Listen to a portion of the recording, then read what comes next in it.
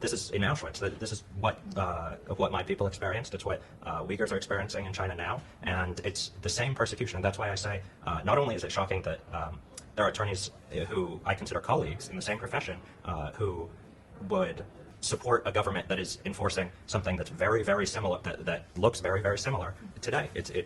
I mean, I've already said it. It's a disappointing thing, and in one way or another, attorneys get a bad rep, as they say.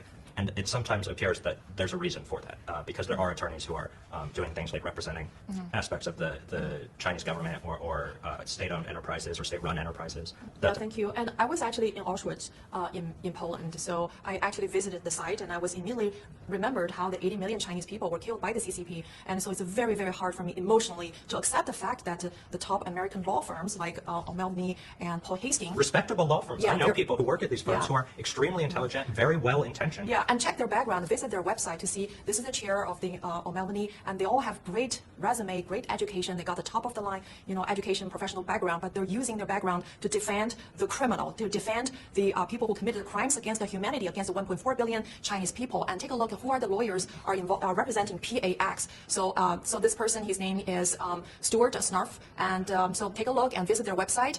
He's part of the PAX team.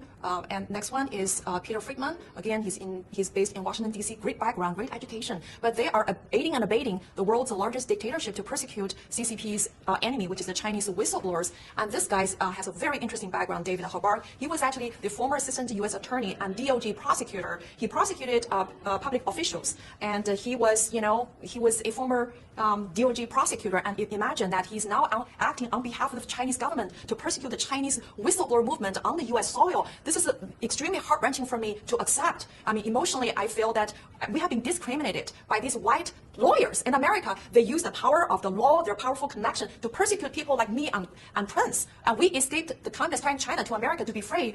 And I do not want America to become the country that I fled.